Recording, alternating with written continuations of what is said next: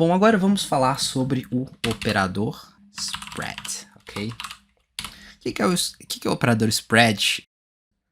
Bom, o MDN WebDocs, ele declara que que ele chama de spread syntax, ou sintaxe de espalhamento, permite que um objeto iterável, como uma expressão de array ou uma string, seja expandido para ser usado onde 0 ou mais argumentos para chamar de função ou elementos são esperados. Tá, vamos entender na prática o que é isso.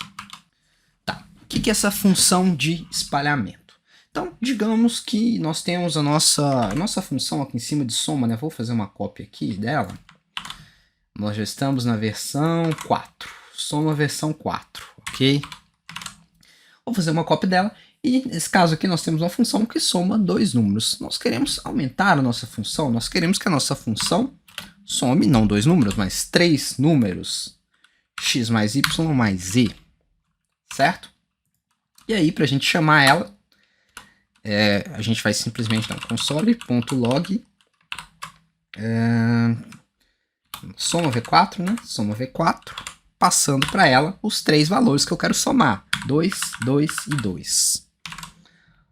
Pronto, vamos executar aqui e ver o que acontece. Bom, nós temos aqui o resultado 6, 2 mais 2 mais 2, 6. O que acontece se eu mandar aqui para essa função, em vez de dois números, eu vou mandar três números. Três números não, perdão, em vez de três números, eu vou enviar 4 números para essa função. O que vai acontecer? Nós vamos executar aqui e vamos ver o que acontece na prática. Ué, nada. O que aconteceu? O JavaScript, ele não é uma linguagem como que eu diria, fortemente tipada. Ele tem um sistema de tipagem dinâmica, certo? Então, se eu tenho uma função que ela precisa receber 3 valores, se eu envio 4 valores, esse último valor vai ser simplesmente ignorado. Mas o que acontece, por exemplo, se ao invés de eu enviar 4 valores, eu enviar 2? Vamos ver o que acontece. Nesse caso, nós vamos ter um resultado um pouquinho diferente. Nós vamos ter como resultado NaN, N-A-N. O que aconteceu? Quando eu enviei esses valores aqui, esta função ela precisa retornar o valor de z, ou seja, ela usa z na soma. Como eu não enviei nenhum valor para z, eu tenho um valor não definido aqui nessa soma e como resultado eu vou ter um valor não definido. O que eu posso fazer aqui no caso? Eu posso criar um valor, eu posso definir um valor default para o meu último parâmetro, caso eu queira ou não receber 2 ou 3 valores. Então eu vou dar um valor padrão para z aqui, vou nomeá-lo de 0. Ou seja, se eu não enviar o valor de z, z vai receber o valor 0. Então vamos somar aqui. Olha só, agora deu certo. 2 mais 2, 4. E se eu colocar um terceiro número? Olha o que acontece. 7, ok? Então, a nossa soma funcionou corretamente porque eu apliquei um valor default para o valor de z. Então não tem problema eu aplicar valores default para todo mundo, né?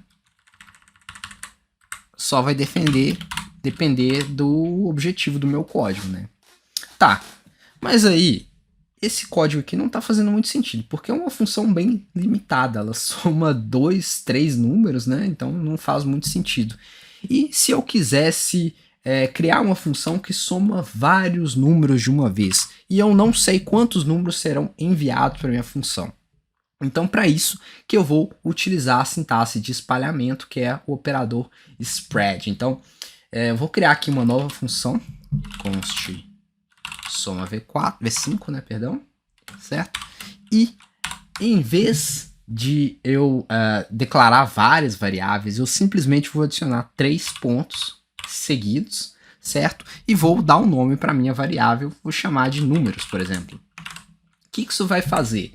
Essa função ela vai pegar todos os valores chamados, todos os valores enviados como argumentos para minha função e vai aplicar nessa variável números, ou seja, eu posso trabalhar com quantos números eu achar necessário. Então, vou continuar criando aqui a minha função de soma.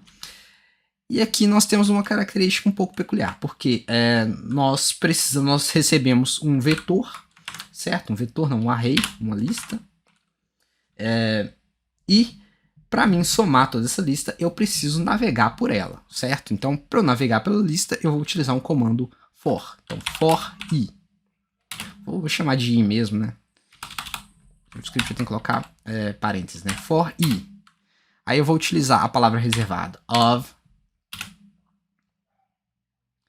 E aí eu vou aplicar o meu array, números. E aí eu vou criar uma variável. Vou criar uma variável auxiliar aqui chamada soma. Criar com let soma. Na verdade eu não posso usar soma, né? Que eu já usei várias vezes ali. Vou chamar de... Vou criar uma variável aux, que vai receber 0, ok? Ela começa com 0. E aí, à medida que eu for navegando pelos números que forem enviados, eu vou utilizar essa variável aux para somá-los ao valor atual, ao valor presente em cada array. Então, eu vou colocar aux mais recebe 1. I. Pronto. Ao final, eu vou dar um return aux. Tá bom, aqui então nós temos a nossa função de soma, que vai somar todos os números enviados para ela. Vamos testar então, console.log. Aí eu vou colocar só spread aqui pra gente ver. A gente diferenciar nesse monte de print que a gente está colocando aqui. Então, spread. E aí eu vou chamar a minha função soma v5, certo? E vou mandar para lá dois números, 2 e 2. Vamos ver o que acontece. 0. Então nós temos um problema aqui. Eu enviei para cá 2 e 2. Vamos dar um print aqui para a gente ver o que está acontecendo. Console.log números.